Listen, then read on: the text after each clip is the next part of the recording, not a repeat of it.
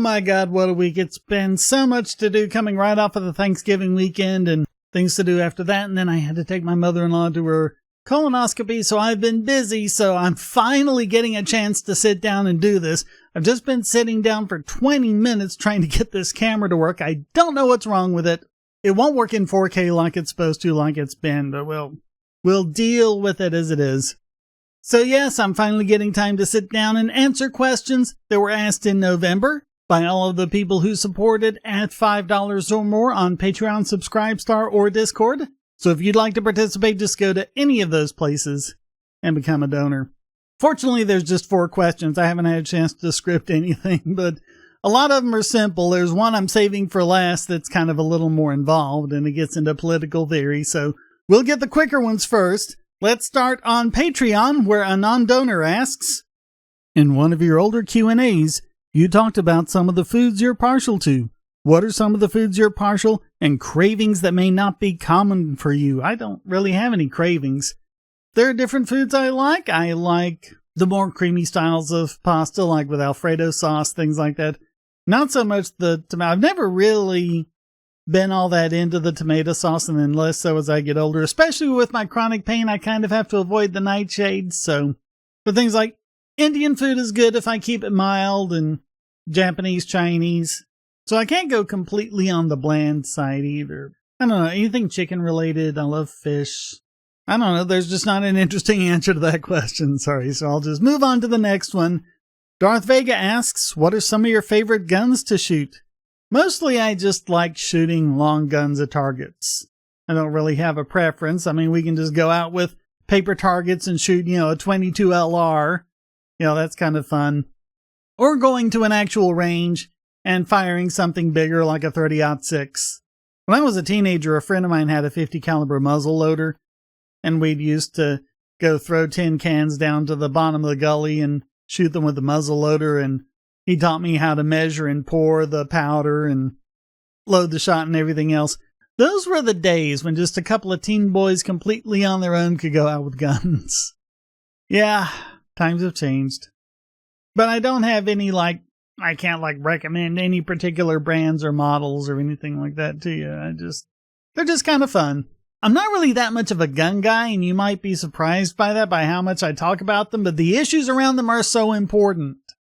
The issues of self-defense and the Second Amendment and government encroachment. It's also important no matter who you are.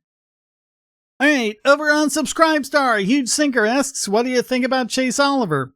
He's okay, I voted for him.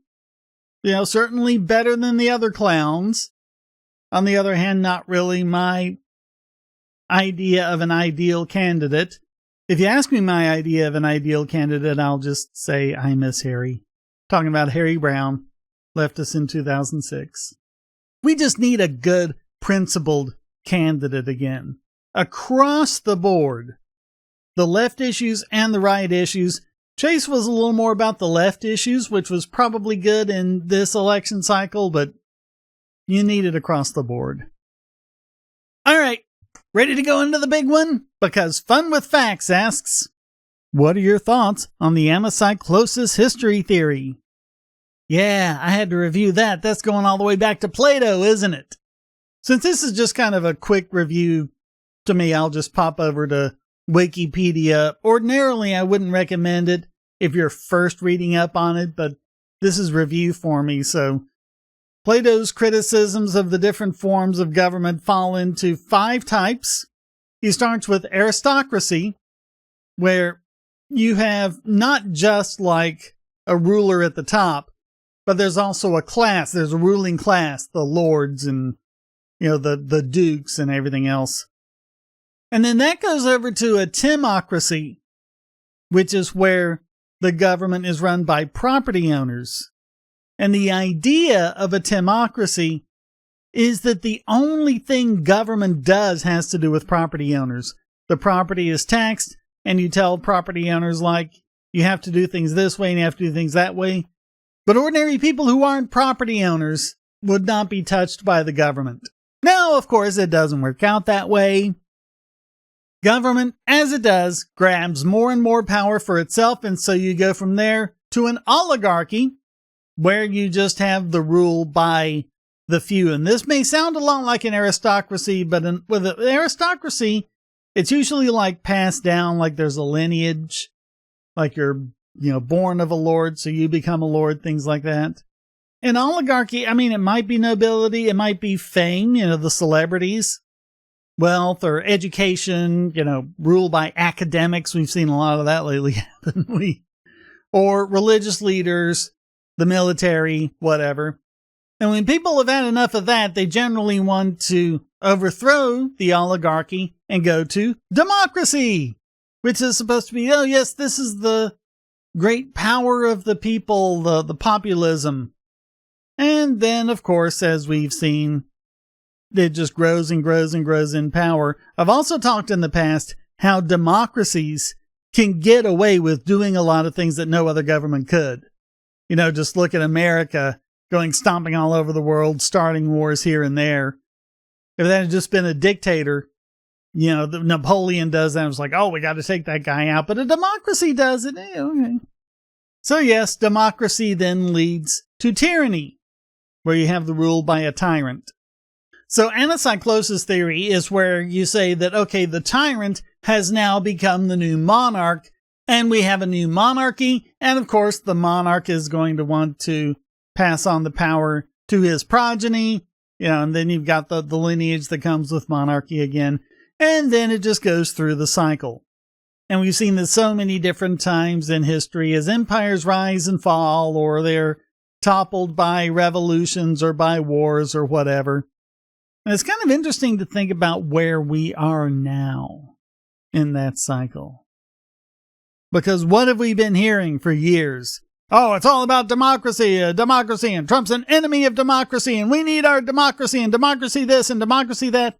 We're not supposed to be a democracy. We're supposed to be a republic. The republic is what's supposed to put a stop to this cycle. Is it? Well, we've got the cycle of power going on. Our founders created a republic where you had a central government of extremely limited powers. And especially since the Civil War, and then through the Progressive Era and the New Deal, they just grabbed more and more power for themselves. And now, as much as they talk about democracy, it's really become an oligarchy, hasn't it? And things like the separation of powers have gotten, eroded. Now, we just saw an example of that. I'm going to cover this on the next podcast, which might be the previous podcast, depending on when this ends up going public. But the Delaware courts once again went against the will of a supermajority of Tesla stockholders and said that Elon doesn't get any compensation and that he's had to basically work for the last 7 years for free. It's crazy. Well, that's happened basically because the Bidens own the Delaware courts. And we've also seen what happens when they have influence over, when they put their judges in charge of the J6 cases. That's another good example. They're supposed to be separate and equal. How separate and equal are they really? And if you look at what they tried to do to Trump before the Supreme Court put a stop to it, the president has full executive power. And no one else is supposed to second guess that. Because if they can, that means that that person is above the president in the executive branch. And that's not what the Constitution says. And they're even saying like, well, state prosecutors can, Fannie Willis can, Alvin Bragg can. How? They're not even federal. And even if they were, they're not above the president. The president is the executive branch. So, when you see the erosion of separation of powers, and you see all the partisanship that comes in, that's where the whole system starts to break down. And another thing that's supposed to prevent all of this is a free press. Well, we've seen what's been happening with that, haven't we?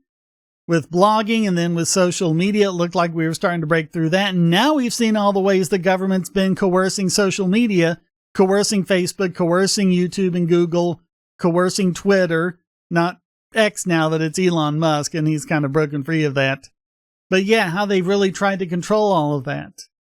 That's supposed to be one way of avoiding this cycle. And we saw how they've just done everything they can to destroy that. So you could really argue that we're in an oligarchy. You have certain politicians like senators are really powerful nowadays. Ever since the 17th Amendment, they weren't like that before. They weren't designed to have that much power.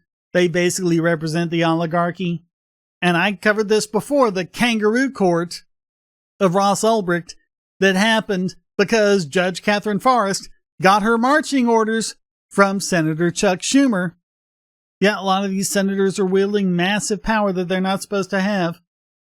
You got the military-industrial complex, all happening exactly the way Eisenhower warned us about, that we didn't listen, that we should have. We've got the intelligence community basically thinking they run everything and they can do whatever they want, and for the last few decades they have. So what's the way out? Well, there's only one way out that I've ever been able to see. And that's to recognize that there is no legitimacy whatsoever to any of these kinds of government. And the only way forward is with pure, free market, individualist capitalism. Whether you want to call it anarcho-capitalism, or voluntarism, or whatever you want to call it. I really don't see any way around that, because none of the other forms of government have any intellectual justification, have any moral justification, have any logical justification. You just end up with a mass of contradictions, and all of the things that are supposed to prevent all of these problems either don't prevent the problems or actually cause the problems. Show me any other way around that. Because I look at it, and I look at how it works, and I look at the incentive structure, and I wonder how anyone can possibly think that it could ever work out any other way. So thank you so much for watching. Comments for the Common God, shares for the Share Throne. Please hit like, subscribe, and the bell. Go to donate.bogosity.tv, and then you can get everywhere. You can do individual donations with PayPal, Venmo, cryptocurrency, or you can become a supporter, Patreon, Subscribe Star, Discord. Get these videos early and ad-free, or you can use the links below directly if you want to go ask me questions for December, or any of the other benefits. Just check the right-hand part of the page. So thanks to everyone who asked me questions, thanks to everyone who supported, and thank you so much for watching. Until next time, stay strong and be free.